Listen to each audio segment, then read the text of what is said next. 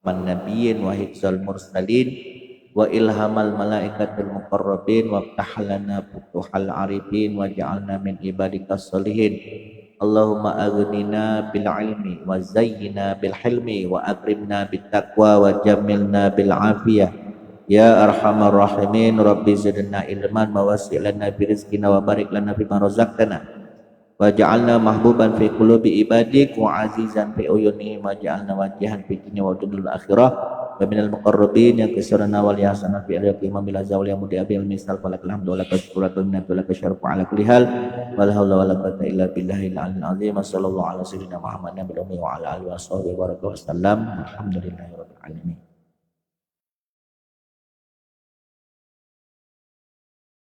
Bismillahirrahmanirrahim. Qala al-musannifu rahimahullah rahmatan wasi'ah. Wa'lam dan ketahuilah annal lissolati bahwa sesungguhnya solat itu memiliki lamnya lam milki. Solat itu memiliki suratun, bentuk zahiratun yang zahir, wa hakikatun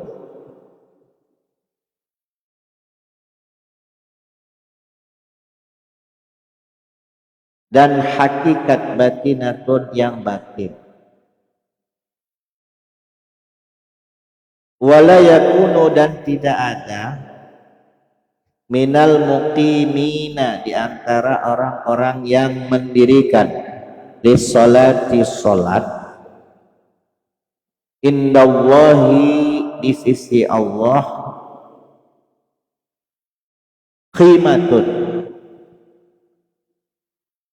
tidak ada bagi orang-orang yang mendirikan sholat di qimah nilai kayu qimat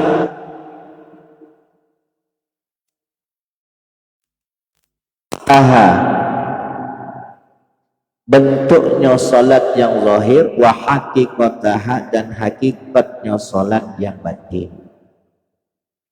Jadi salat itu memiliki bentuk secara lahiriah dan mempunyai hakikat secara batinnya. Dan bagi orang-orang yang mendirikan salat di sisi Allah itu nilainya tidak kati. Kalau seandainya dia tidak mendirikan sholat itu sesuai dengan bentuk secara lahiriah ataupun hakikatnya secara batinnya, tidak ada nilainya. Kalau seandainya secara lahiriahnya, secara batinnya tidak sesuai dengan apa yang dianjurkan atau yang diajarkan oleh baginda Nabi Muhammad. Kama yang bagi sebagaimana yang bagi pantasnya, sepantasnya untuk dilaksanakan. Wa amma suratuha, adapun bentuk zahirnya, fahiya al-arkan, semua rukun-rukun salat itu bentuk zahir. Wal adab di dalam salat itu juga bentuk zahir. Wal adabuz zahirah minal qiyami, di antaranya berdiri, wal qiraati membaca, war ruku'i ruku', was sujudi sujud, wat tasbihi dan tasbih, wa nahwiha dan yang semisalnya. Itu semua adalah bentuk lahiriahnya saja. Jadi kalau kita melakukan sholat sesuai dengan bentuk lahiriahnya, arkannya jelas, rukun-rukunnya jelas, itu lakukan. Adab-adabnya dari mulai berdiri, membaca, rukuk, sujud yang benar, tasbih yang benar, insyaallah maka bentuk zahirnya insyaallah itu ada nilai di sisi Allah. Demikian juga wa amma hakikatuha, adapun hakikat batiniahnya salat, fahiya maka dia adalah al-hudur, hadir ma'allahi bersama Allah. Ya, kita menghadirkan Allah di saat kita sholat. wa ikhlasun niat, dan mengikhlaskan niat, wal qasdi, bukan hanya niat akan tetapi dan qasad, tujuannya juga lillahi, hanya karena Allah, wal iqbalu, dan menghadap, bikunhil himmati, dengan semua tekad, Allahi, terhadap Allah subhanahu wa ta'ala, wa jam'ul qalbi, dan mengumpulkan hati, alaihi, terhadap Allah. Jadi di saat sholat, apa yang dilakukan ketika kita ingin bisa memenuhi hakikat batinnya sholat, yaitu menghadirkan Allah, sadar betul kita ini sedang sholat dan kita sedang bersama Allah, mengikhlaskan niat dan juga tujuan, jangan sampai niatnya untuk riya ataupun sum'ah, dan menghadap, iqbal bikun hilhimah, menghadap dengan tekad yang kuat, tekad yang bulat, dan mengumpulkan hati fokus tertuju hanya kepada Allah. Wa ayakuna, dan adanya fikruka, pikiranmu itu muktasiran, hanya sebatas ala sholatik, hanya sebatas memikirkan sholat. Di saat sholat itu tidak ketik yang lain dipikirkan kecuali hanya sholat. Tapi kan kita ini kadang di saat sholat kita malah mikirkan hal-hal yang ada di luar sholat. Bahkan duit hilang tuh pacak ketemu di sholat.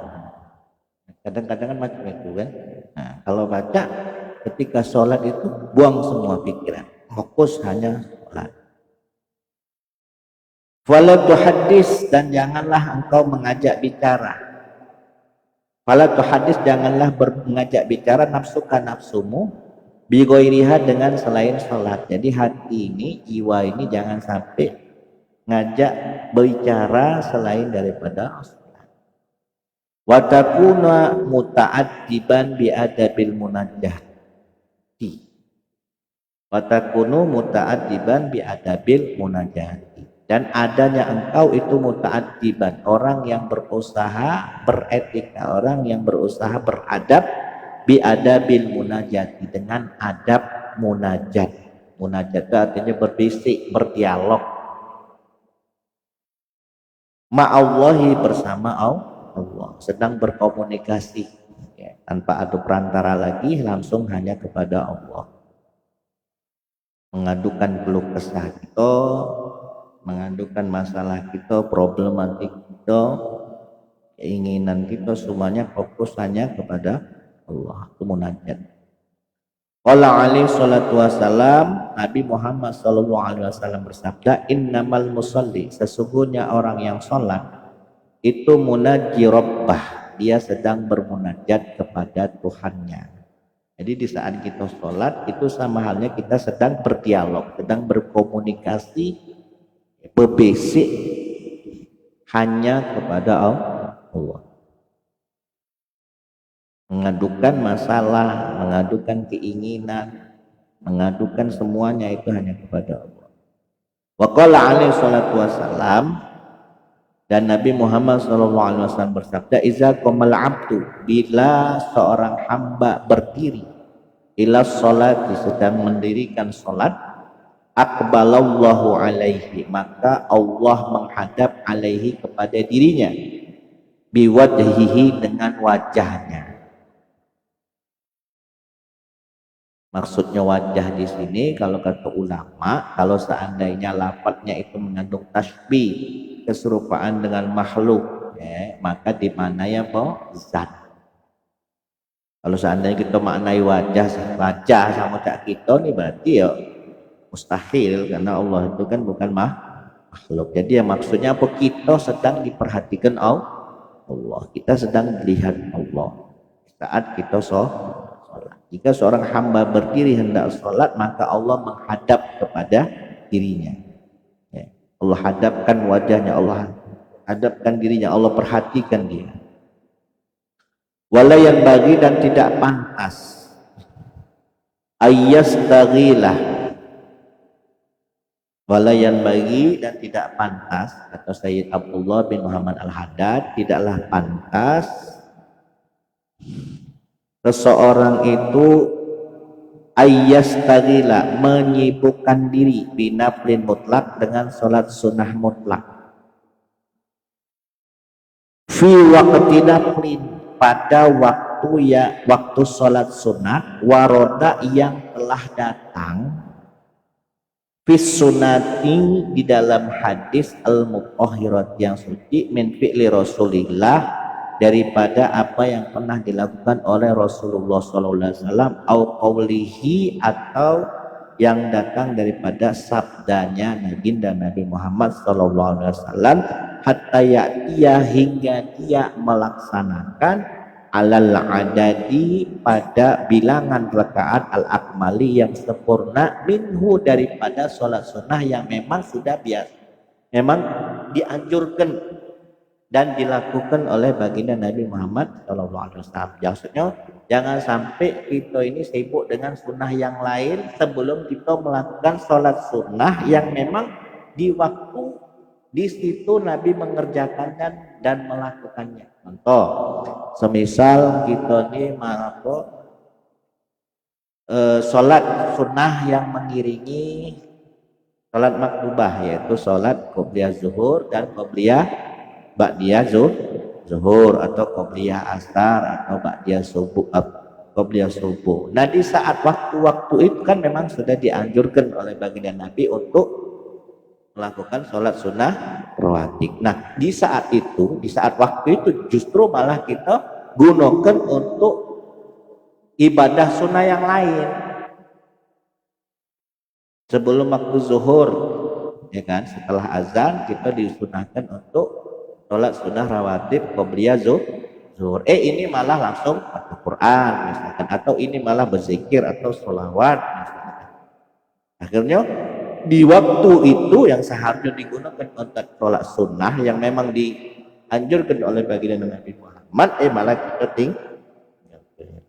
tidak pantas kalau seandainya kita melakukan satu ibadah sunnah yang mana ibadah sunnah tadi itu berbarengan waktunya dengan waktu mengerjakan sholat sunnah yang memang sudah dianjurkan oleh baginda Nabi Muhammad. Paham ya? Tapi kalau setelah waktu itu lewat, nah ada masalah.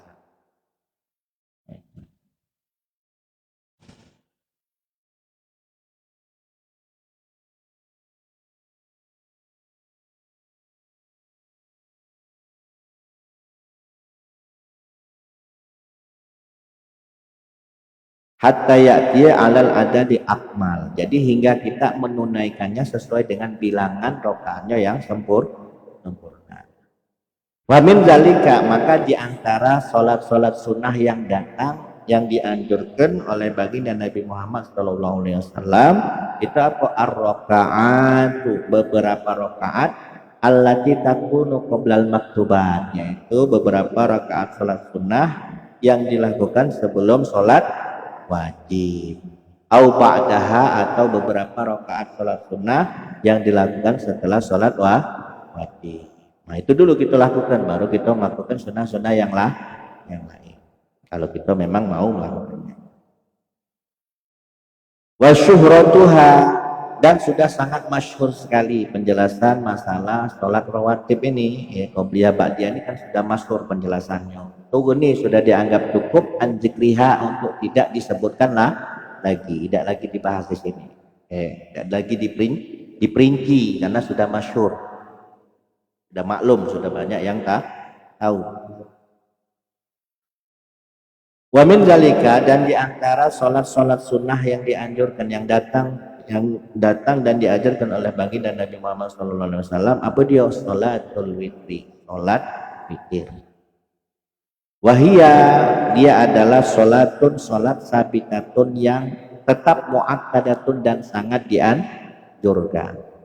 Waqad zahaba ba'dul ulama, bahkan sebagian ulama berpendapat ila wujubiha, tentang kewajiban melakukan sholat sunnah witir. Maka sebagian ulama mewajibkan sholat sunnah witir. Saking apa? Saking manfaatnya besar. Saking sangat dianjurkannya sampai mereka berpendapat sholat witir itu wajib. Wa qala Rasulullah sallallahu alaihi wasallam, dan Nabi Muhammad sallallahu alaihi wasallam bersabda, innallaha, sesungguhnya Allah, witrun, Allah itu esa, tunggal. Yuhibbul witrah, dan Allah menyukai yang ganjil.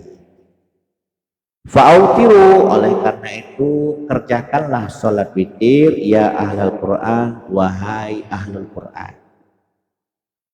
Jadi makna fa'autiru, perintah Nabi Muhammad SAW untuk ngongkon melaksanakan sholat witir ini bukan maksudnya kongkonan wajib, tapi kongkonan sunnah yang sangat dianjurkan. Wa qala alaihi salatu wasallam, dan Nabi Muhammad sallallahu alaihi wasallam bersabda, al witru haqqun, witir itu hak. Wa man lam yutir, barang siapa yang tidak melakukan sholat sunnah witir, falaisa minna, maka dia bukan termasuk golongan kami. Maksudnya apa? Kurang sempurna di dalam mengikuti kami. Siapa yang tidak melakukan sholat witir, maka dia kurang sempurna di dalam mengikuti kami, kata Nabi Muhammad.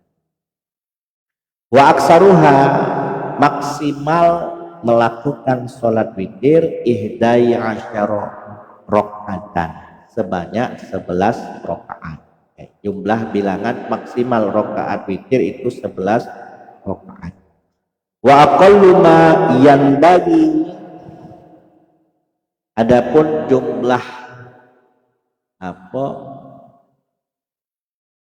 bukan minimum, jumlah yang sedang, jumlah rakaat yang sedang. Wa aqallu ma yanbaghi, jumlah rakaat yang pantas, ayyaqtasira alaihi salasa rakaatin, yaitu engkau mengerjakan salat witir itu sebanyak 3 rakaat.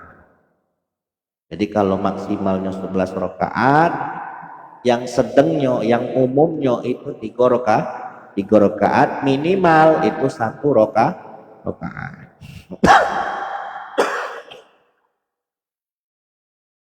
Wa fi'luha, dan mengerjakan sholat sunnah witir min akhiril laili, yaitu di akhir malam. Jadi sholat sunnah witir ini adalah penutup segala sholat sunnah. Alangkah bagusnya dilakukan di akhir malam. Liman, bagi siapa? Bagi seseorang lahu, yang mana dia mempunyai adatun, kebiasaan, sudah mempunyai tradisi, rasikhatun, yang amat melekat pada dirinya, yang sudah mendalam pada dirinya, fil qiyami, untuk bangun, min akhirihi, di akhir malam. Kalau wong ini memang sudah terbiasa bangun di akhir malam, bangun di waktu sahur. Tapi kalau kita tidak kasih kebiasaan bangun di akhir malam, tahu-tahu bangunnya setelah subuh, bahkan jika terbit matahari lah, jangan kena sholat subuh, jangan kena sholat witir, sholat subuh laju lewat. Tapi kalau seandainya dia ada kebiasaan bangun di akhir malam, maka alangkah bagusnya sholat witir itu dilakukan di akhir malam sebagai penutup dari segala sholat sunnah. Abdalu, kata baginda Nabi Muhammad, itu lebih utama. Qala alaihi salatu wassalam, Nabi Muhammad SAW bersabda, ij'alu, jadikanlah akhir sholatikum bilaili, jadikanlah akhir sholat kalian semua bilaili, di waktu malam, itu witron, yaitu sholat witir. Jadikan sholat witir itu sebagai sholat terakhir. Waman, dan barang siapa lam takun lahu adatun, barang siapa yang tidak mempunyai kebiasaan atau tradisi fil qiyami, untuk bangun malam, Tapi luha, maka hendaklah dia melakukan sholat sunnah witir pada sholat isya, setelah melaksanakan sholat isya. Allah itu lebih utama lahu bagi dirinya. Jadi kalau memang kita tidak terbiasa bangun malam, alangkah bagusnya sholat witir itu dilakukan setelah sholat isya. Takutnya apa kalau seandainya kita sengaja ngakhir ke sholat witir, malah kaget, malah tidak terbangun. Tapi kalau memang sudah terbiasa bangunnya di akhir malam sebelum waktu subuh, maka alangkah bagusnya dilakukan sholat witir itu di akhir malam. Tapi mendak terbiasa, ya ba'da isya langsunglah sholat witir. Wa min zalika, dan diantara sholat sunnah yang dianjurkan, yang diajarkan oleh baginda Nabi Muhammad SAW itu apa? Sholat duha. Sholat duha. Wahya, sholat duha adalah sholat mubarakatun yang diberkahi, kasiratun naf'i, dan banyak manfaatnya. Di antaranya apa? Jalbul arsa, ya, bisa menarik rezeki. Wa aksaruha, maksimal pelaksanaan sholat duha itu sama ni rokaatin, 8 rokaat. Wakila, ada pendapat yang mengatakan isna asyara, 12 rokaat. Ini pendapatnya lemah. Kalau pendapat yang utama itu hanya 8 rokaat. Ada yang mengatakan sampai 12 rokaat, itu jumlah maksimal. Waqad baroda yang telah datang. Wa aqalluha, minimal pelaksanaan sholat duha itu rokaatani, sebanyak 2 rokaat. Minimum 2 rokaat, maksimal 8 rokaat. Wa afdalu awqatiha, adapun waktu mengerjakan sholat duha yang paling utama, antusolia, adanya engkau mengerjakan sholat duha iza doha an nahar, jikalau waktu siang itu sudah terang, sudah jelas, sudah tampak. Wa mudiya qaribin min rub'ihi, dan telah berlalu qarib, maksudnya itu tuh kurang lebih mendekati min rub'ihi, daripada 1/4-nya waktu siang. 1/4-nya waktu siang, bukan setengahnya waktu siang. 1/4 jam berapa? 8:30. Wa qad qala Rasulullah sallallahu alaihi wasallam, Nabi Muhammad sallallahu alaihi wasallam bersabda, yusbihu, di waktu pagi, ala kulli sulama, pada setiap persendian yang ada di dalam tubuh. Sendi yang ada di dalam tubuh kita ini berapa jumlahnya? 360 ya kalau salah ya. Setiap sendi yang ada pada tubuh kita di waktu pagi, min ahadikum, yang dimiliki salah seorang dari kamu, itu sodakotun, ada sedekahnya. Di tiap pagi persendian tubuh kita ini ada sedekahnya. Fakullu tasbihatin, maka setiap tasbih itu sodakoh, sama seperti sedekah. Wa kullu tahmidatin, setiap tahmid itu juga sodakoh. Wa kullu tahlilatin, dan setiap tahlil juga sedekah. Wa kullu takbiratin sedekah, dan setiap takbir pun sedekah. Setiap sendi yang ada pada tubuh kita ini itu berhak untuk disedekahi, untuk bersedekah. Nah, setiap takbir, tahmid, tasbih, tahlil itu termasuk bagian daripada sedekah. Wa amru bil ma'ruf, dan memerintahkan kepada yang ma'ruf itu juga termasuk sedekah. Wa nahyu 'anil munkar, mencegah dari perbuatan munkar itu juga termasuk sedekah. Wa yujzihi, dan mencukupi min zalika, mencukupi bagi kamu, salah satu dari kamu, mencukupinya, hino kebalik kepada ahad, mencukupi kepada salah seorang dari kamu, min zalika, daripada kullu tasbihatin shadaqatun ila akhiri, mencukupi, sudah termasuk dalam semuanya, ya termasuk tasbih, tahlil, tahmid, amar ma'ruf nahi munkar, apa rakaatun, rakaatani, yaitu 2 rakaat, yarka'uhuma, yang dia lakukan, dia kerjakan, minat duha, daripada sholat duha. Jadi sholat duha itu sama halnya seperti apa, sedekah, semua sedekah, dari mulai tasbih, tahlil, tahmid, takbir, amar ma'ruf nahi munkar, sudah termasuk di dalam 2 rakaat pada sholat duha.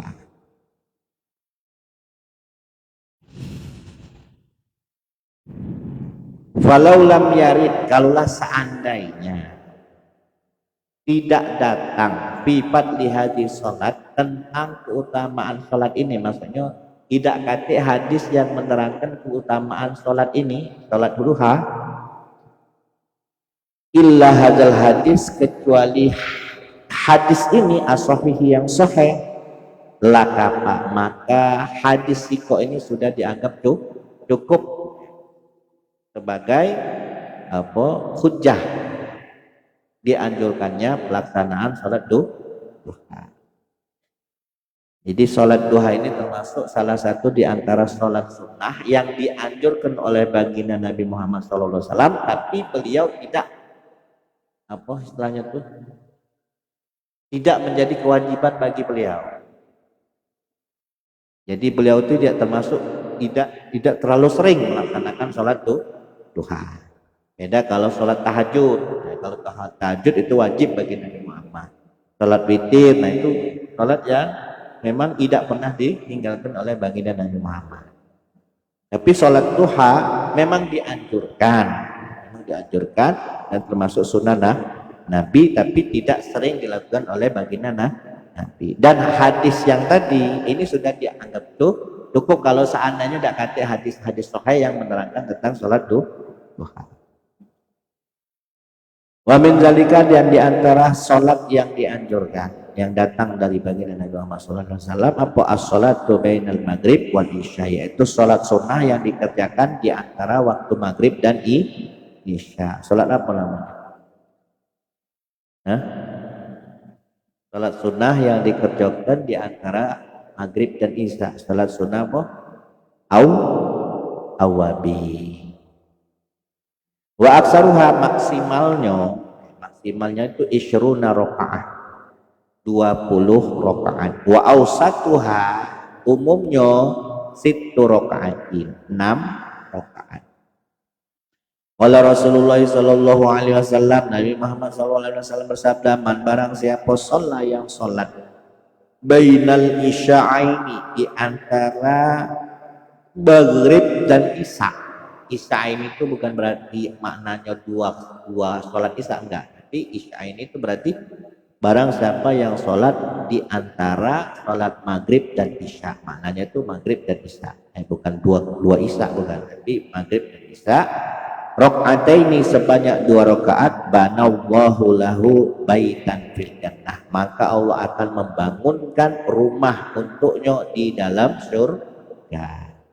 2 rakaat sholat sunnah yang dikerjakan setelah waktu di antara maghrib dan isya, itu nanti Allah akan bangunkan rumah untuk yang mengerjakannya di dalam surga.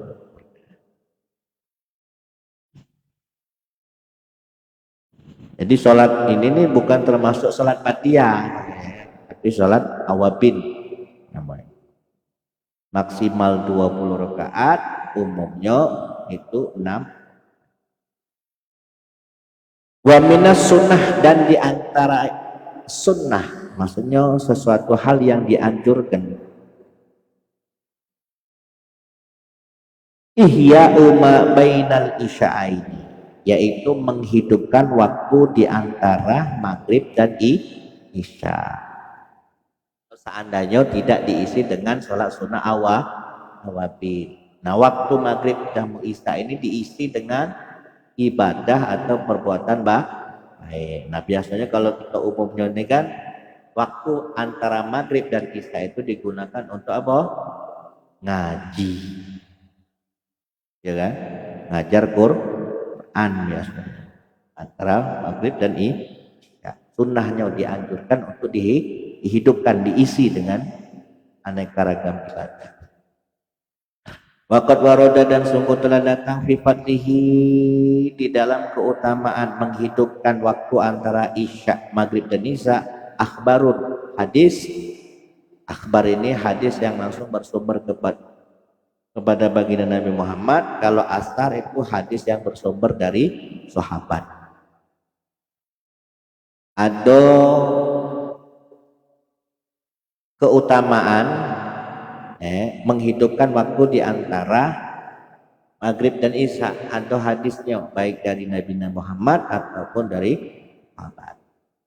Wa hasbuka min zalik, dan mencukupi untukmu min zalika di antara keutamaannya.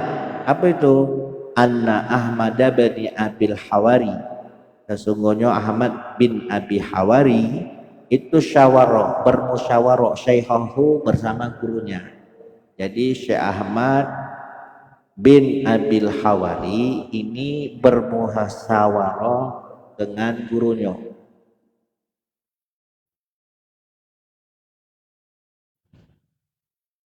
Siapa gurunya? Aba Sulaiman rahimahumullahu ta'ala, yaitu Syekh Abu Sulaiman.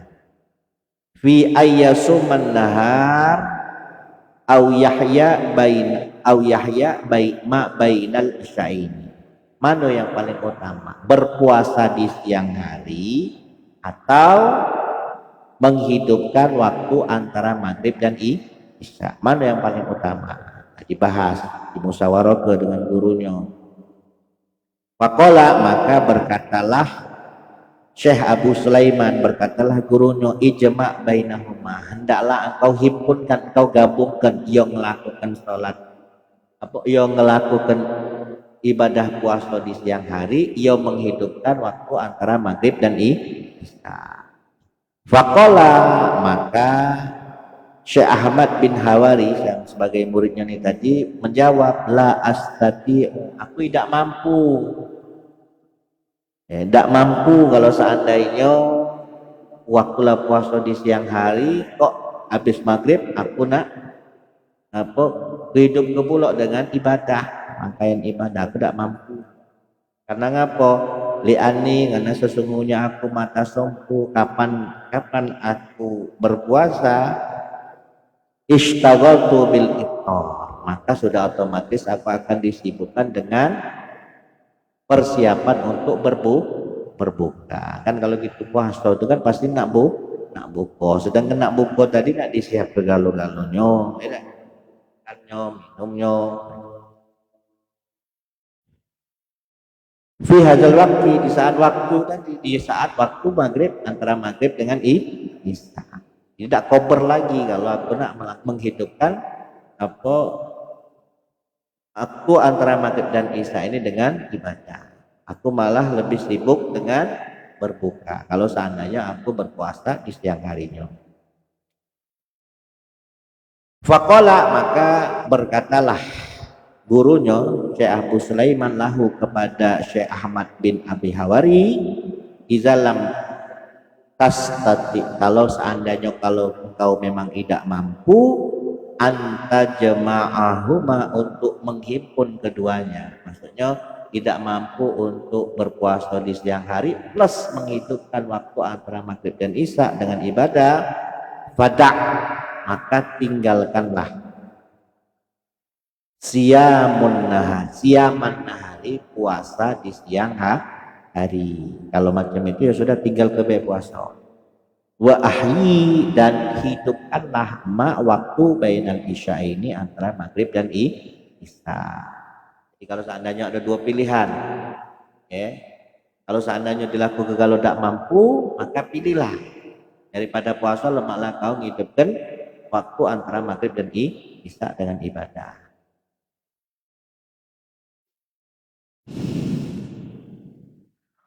Waqalat dan berkata Aisyatun Sayyidah Aisyah radhiyallahu anha ma dakhala Rasulullah sallallahu alaihi wasallam baiti.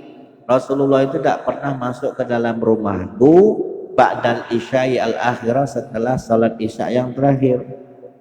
Illa shalla arba'an aw sittan kecuali beliau telah melaksanakan salat sunnah awabin sebanyak 6 atau 4 rakaat. Terlebih dahulu beliau melaksanakan sholat sunnah awabin, barulah beliau mau bermalam di rumah Sayyidah Aisyah. Wa qala alaihi salam arba'un kamislihinna min lailatul qadr. 4 rakaat sholat sunnah awabin tadi dilakukan di antara waktu maghrib dan isya itu adalah kamislihinna min lailatul qadar, sama seperti sholat sunnah yang dikerjakan di malam Lailatul Qadar. 4 rakaat yang dilakukan setelah waktu di antara maghrib dan isya itu sama seperti sholat sunnah yang dilakukan di malam Lailatul Qadar. Wa alaika dan wajib atau hendaklah kamu selain sholat-sholat sunnah yang disebutkan tadi atau Sayyid Abdullah bin Al-Haddad, hendaklah kamu bi sholatil laili, hendaklah kamu melakukan sholat sunnah di malam hari. Faqad qala alaihi salatu wassalam, sholat di malam hari ini berarti sholat apa yang dimaksud? Sholat tahajud yang dimaksud. Hendaklah kamu melakukan sholat malam. Karena ngapa? Faqad qala alaihi salatu wassalam, Nabi Muhammad sallallahu alaihi wasallam bersabda, afdhalus sholati, sholat yang paling utama ba'dal maktubati, setelah sholat maktubah, setelah sholat fardu. Apa yang paling utama? Sholatul laili, itu sholat malam. Kalau dalam hadis Bukhari itu sholat apa? Ayu sholatin, Nabi Muhammad pernah ditanya, ayu sholatin ba'da sholatil maktubah. Mana sholat yang paling utama? Ayu sholatin afdalu ba'da sholatil maktubah. Mana sholat yang paling utama setelah sholat fardu? Maka kata baginda Nabi Muhammad, apa? Sholatun fi jawfil laili, itu sholat sunnah yang dilakukan di tengah dan di dalam hadis yang lain apa dulu? Wa qala alaihi salatu wassalam fadlu sholatil laili, keutamaan salat di malam hari ala sholatin nahar, daripada salat yang dilakukan di siang hari itu kafat di shadaqatis sirri alal alaniyah, adalah seperti keutamaan sedekah secara sembunyi-sembunyi dibanding dengan sedekah secara terang-terangan. Jadi salat di malam hari, salat sunnah yang kita di malam hari itu sama seperti kedudukannya sama seperti sedekah yang dirahasiakan. Waqad waroda, dan sungguh telah datang anna shadaqatas sirrah, bahwa sesungguhnya sedekah yang dikerjakan secara sembunyi-sembunyi itu tudha'af, dilipat gandakan pahalanya ala shadaqatil alaniyah, mengalahkan sedekah yang dilakukan secara terang-terangan. Dilipat gandakan berapa? Bisa ba'ina wa'fa, dengan 70 kali lipat.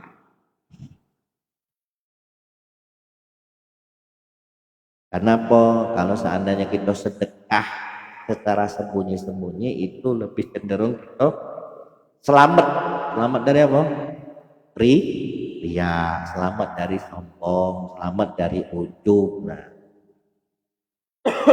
tapi bagi mereka yang sudah mempunyai level ikhlas yang tinggi, ya alangkah bagusnya sedekah itu dilakukan secara, tapi kalau belum sampai ke makom itu ya lebih baik itu sedekah secara sembunyi-sembunyi.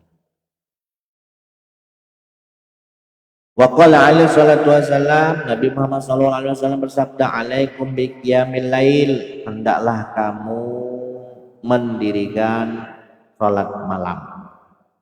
Wa innahu, karena sesungguhnya salat malam itu da'bus solihin, adalah kebiasaan atau tradisi orang-orang soleh qablakum, sebelum kamu. Wa muqarribatun, dan salat malam itu bisa mendekatkan lakum, bagi kamu, ila rabbikum, kepada Tuhan kamu. Wa mukaffiratun, dan salat malam itu bisa menebus, menghapuskan disayyiati, atas dosa-dosamu, kesalahan-kesalahanmu. Wa manhatun 'anil ismi, dan bisa mencegah, menghalangimu, anil ismi, dari melakukan perbuatan dosa. Wa mutridatun lidda'i 'anil jasad, dan salat malam itu bisa menolak penyakit anil jasad yang ada di dalam tubuh. Jadi salah satu khasiat daripada salat tahajud, salat malam itu adalah apa tadi? Bisa menghilangkan penyakit di dalam.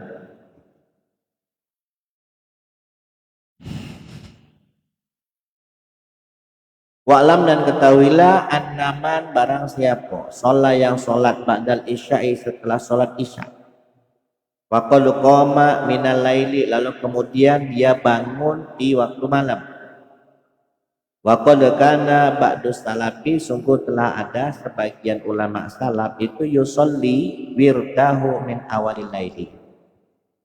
Ada sebagian ulama salaf itu menjadikan sholat malamnya itu dijadikan wirid, ya, kebiasaan sehari-hari, itu min awalil laili, di awal malam. Maksudnya setelah sholat isya itu sudah digawe. Itu sebagian ulama salaf. Akan tetapi walakin fil qiyami ba'da naumi, akan tetapi kalau seandainya dilakukan setelah bangun tidur di malam hari, setelah bangun,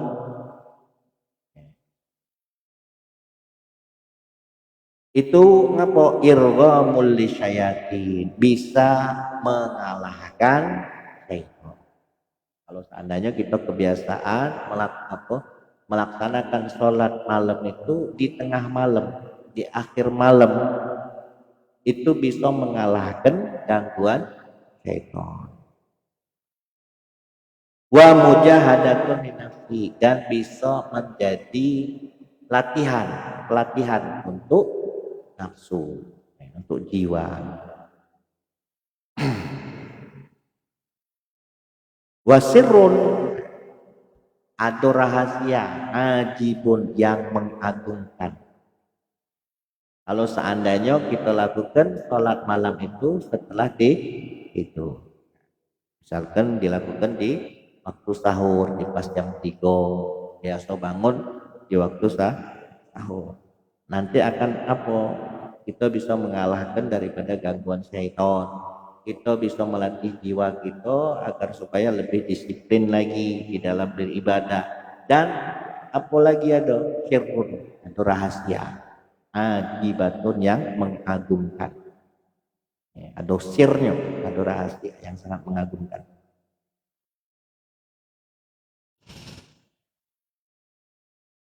Wahwa, apa itu? At-tahajjudu, salat tahajud. Allazi amarallahu bihi, sebagaimana yang Allah perintahkan rasulahu, kepada rasulnya. Fi qaulihi, di dalam firman-Nya, surat apa ini? Al-Isra ayat 79, ya. Kalau Rasulullah sholat tahajud itu hukumnya wajib bagi Rasulullah, tapi kalau bagi umatnya itu sunnah muakkad. Sebagaimana Allah firmankan di dalam Al-Quran di surat Al-Isra ayat 79, ya. Wa minal laili, dan di antara sebagian malam, fattahajjat bi, maka hendaklah engkau melakukan salat tahajud. Nafilatan, sebagai ibadat tambahan, laka bagi ayyaba'asaka. Kalau lanjutan ayatnya itu ayyaba'asaka rabbuka maqamam mahmud, Mudah-mudahan Allah mengangkatmu, Tuhan akan mengangkatmu kepada maqamam muda, pada kedudukan yang tinggi, pada kedudukan yang wafil maksuri, dan di dalam hadis yang diriwayatkan oleh sahabat. Kalau asar itu hadis yang diriwayatkan oleh sahabat, kalau akbar hadis yang langsung dari Rasulullah. Anallaha, bahwa sesungguhnya Allah yu'ajibuhu, bisa membuat kagum Allah, man minal abdi, daripada seorang hamba, iza qama, jikalau dia bangun an firasyihi, dari tempat tidurnya, wa baina ahlihi, dan di antara pasangannya. Perbuatan hamba ini bisa membuat kagum Allah, yaitu dia rela meninggalkan tempat tidurnya, dia rela meninggalkan istrinya demi hanya untuk melaksanakan sholat tahajud. Itu bisa membuat kagum Allah. Ila sholatihi, dia tinggalkan untuk melakukan sholat. Wa yubahi bihi, dan di saat itu Allah membanggakan hambanya yang bangun tadi, yang sholat tahajud tadi, dibanggakan apa? Malaikat, tahu, kepada para malaikatnya. Wa yaqbalu alaihi biwajhil karim, dan Allah menghadapkan wajahnya, ya, kepada dirinya. Allah menghadapkan wajahnya yang mulia kepada dirinya. Jadi Allah perhatian kepada orang yang melakukan sholat tahajud, yang dia rela meninggalkan tempat tidurnya, ya, dia tahan rasa kantuknya hanya untuk bermunajat kepada Allah dengan cara dia melakukan sholat tahajud. Dia rela meninggalkan pasangannya demi hanya untuk melaksanakan sholat tahajud. Nah, itu bisa membuat kagum Allah, ya, bisa membuat Allah membanggakan hambanya yang tadi kepada malaikat-malaikat. Wa'lam annahu yakbahu min qalibil akh.